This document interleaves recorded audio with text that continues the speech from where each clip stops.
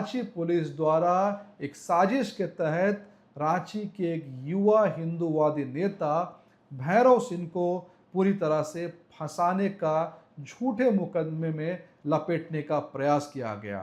मैं रांची पुलिस से पूछना चाहता हूं कि 10 जून 2022 को रांची में इतनी बड़ी हिंसा हुई थी और कहा जा रहा था इस पूरे हिंसा का मास्टरमाइंड शायद यूपी, दिल्ली या कश्मीर का है। आज तक वो मास्टरमाइंड क्यों नहीं पकड़ा गया? हिंदू नेताओं के ऊपर में एक तरफा कार्रवाई कर, उन्हें परेशान कर, उन्हें झूठे मुकदमों में फंसाया जा रहा है। आज 17 साल के बाद 2008 मालेगांव बॉम्ब ब्लास्ट केस में एनआईए की कोर्ट ने सभी आरोपियों को बरी कर दिया है और यह बात अब साबित हो गई कि कांग्रेस पार्टी ने पूरे के पूरे हिंदू समाज को बदनाम करने के उद्देश्य से, एक विशेष समुदाय को खुश करने के उद्देश्य से और पूरे प्रकरण का राजनीतिक लाभ लेने के उद्देश्य से भगवा आतंकवाद नामक नैरेटिव को एक साजिश के तहत पूरे के पूरे देश में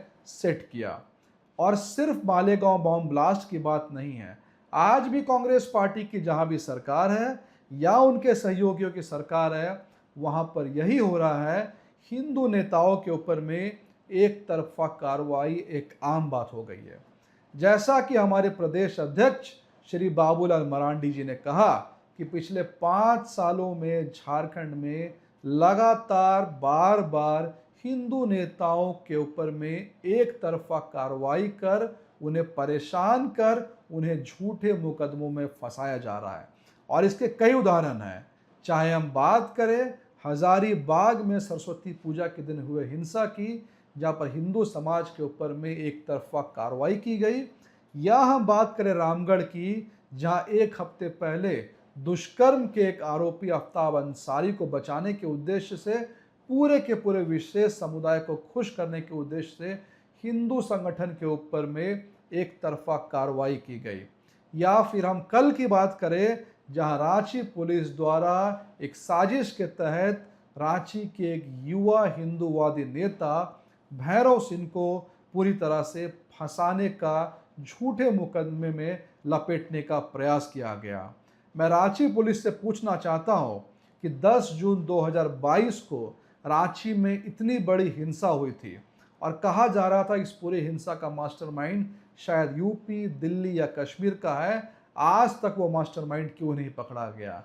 10 जून 2022 की हिंसा को याद करके आज भी रांची में आम आदमी सोचने पर मजबूर हो जाता है कि वाकई में झारखंड के अंदर में कोई कानून व्यवस्था है भी या नहीं है। परंतु आज तक 3 साल के बाद भी उस हिंसा में क्या हुआ, कौन से लोग पकड़े गए, कौन मास्टरमाइंड था, हमारे सामने नहीं आया है। इस बात से ये बात भी साबित होती है कि सिर्फ रांची नहीं, पूरे के पूरे प्रदेश में राजनीतिक जो आका है उन्होंने प्रशासन को खुली छूट दे दी है, जिसके तहत हिंदूवादी नेताओं को झूठे केस में फंसाया जा रहा है और कहीं ना कहीं पूरे हिंदू समाज को बदनाम करने की एक साजिश रची जा रही है। गोल, जहां 27 वर्षों के सफर में 17,000 से भी अधिक छात्रों ने डॉक्टर एवं इंजीनियर बनकर भरे सफलता की ऊंची उड़ान, जहां साधारण छात्र भी झारखंड टॉपर्स बनकर बना रहे इतिहास। दूरदर्शी शिक्षाविद श्री विपिन सिंह के मार्गदर्शन में मेडिकल एवं इंजीनियरिंग के लाखों छात्रों के लिए आशा की किरण के रूप में गोल, नेशंस लीडिंग इंस्टीट्यूट। बायोम सिर्फ मेडिकल प्रिपरेशन का संस्थान। बायोम से लगातार दूसरी बार नीट यूजी में 700 मार्क्स पार। 10th पास स्टूडेंट्स के लिए फाउंडेशन कोर्स, 11th पास स्टूडेंट्स के लिए फ्रेशर कोर्स और 12th पास स्टूडेंट्स के लिए टारगेट कोर्स 17 अप्रैल से शुरू हो रहे हैं। कॉल 7360066190 और visit Biome, circular road near women's college and Hinoo, Ranchi. सरकारी परीक्षा की तैयारी का सबसे भरोसेमंद नाम NIBM।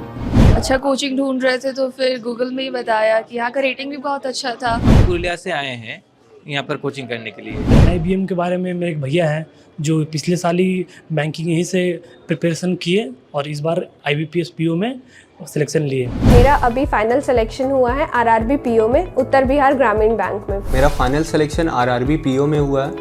IBM, thefollowup.in, like, share and subscribe.